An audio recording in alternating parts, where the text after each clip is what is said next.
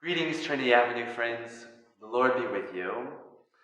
It is strange recording this message for you here in the chapel with the seats being empty, but these are strange times.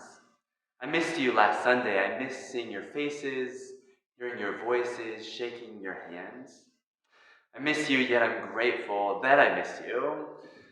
Last Sunday gave me great thanksgiving and gratitude that our church and you all are people to be missed, people whose absence leaves my heart with longing and with affection.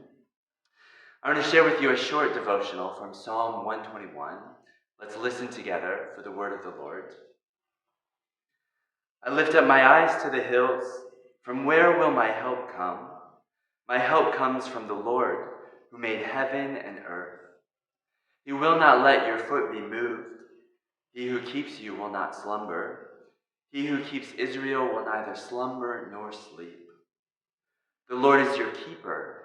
The Lord is your shade at your right hand. The sun shall not strike you by day, nor the moon by night. The Lord will keep you from all evil. He will keep your life.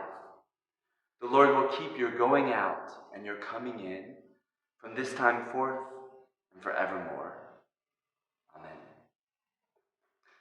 It's been said that the book of Psalms encompasses the full spectrum of human emotion.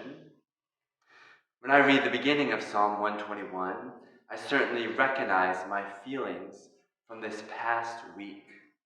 Feelings of confusion, feelings of helplessness, feelings even of despair. The psalmist at the start of the psalm is looking up at foreboding mountains full of threat and full of danger. These mountains can't be avoided. They can't be traveled around. They must be traveled through for the psalmist to reach his destination. These foreboding mountains are unavoidable. And so the psalmist's attention is consumed with this unavoidable crisis. And the psalmist cries out, "From where does my help come from?" If you're like me, perhaps your attention has been consumed as well with our present crisis. My media consumption these days has reminded me of times when there's been an upcoming snowfall about to descend. Like those times when I'm refreshing the weather feed constantly, when I'm texting updates to friends, when I'm checking every 5-10 minutes to see the latest closing. In this time of COVID-19, there are updates every day and every hour. Sometimes it feels like every minute, full of threat and danger. As I've read news story after news story and had conversation after conversation, welling up within me has been the psalmist's cry, "From where does our help come from?"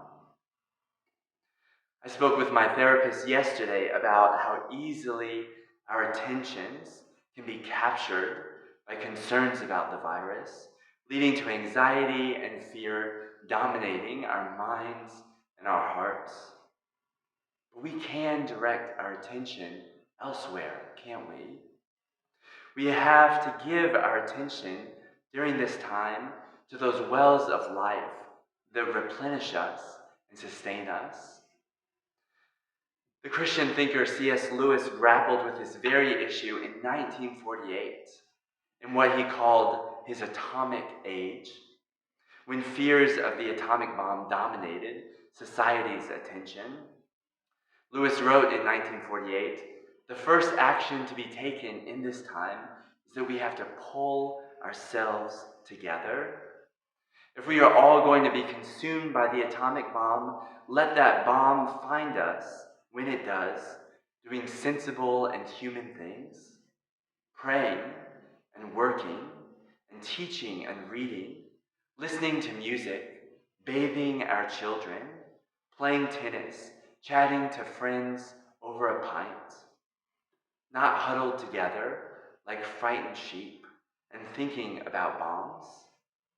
Those bombs can break our bodies, but they need not dominate our minds, Lewis wrote. In this time of social distancing, we may have to learn new habits. We may have to FaceTime with friends while we share a pint virtually. Yet we have to, I'm convinced we have to ground ourselves in the same human goods that have always made our lives worth living. And we have to be mindful of where we direct our attention.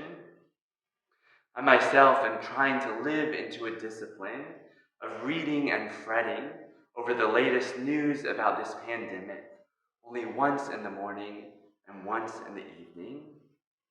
This pandemic may wreak havoc in our lives in unimaginable ways, and yet, I'm with Lewis, it need not dominate our minds and our hearts. If we move back to Psalm 121, we see the psalmist doing this very shift, shifting his attention. After being overwhelmed by sky-high dangers, after crying out, "Where will my help come from?" the psalmist redirects his focus to God who is faithful. He says, "My help comes from the Lord who made heaven and earth." From these lines flow forth lines not about our fears, but about God's provision and promises. The Lord's care becomes the psalmist's focus, and it can become our focus too. But best of all is this: even though our attention is easily distracted, even though we are easily overcome by anxiety and fear, even though pandemic concerns may intrude upon our hearts and minds and relationships far more than we like, for we are feeble and fragile creatures made of dust. Nevertheless, the psalmist testifies, nevertheless, the Lord is our keeper, and the Lord's attention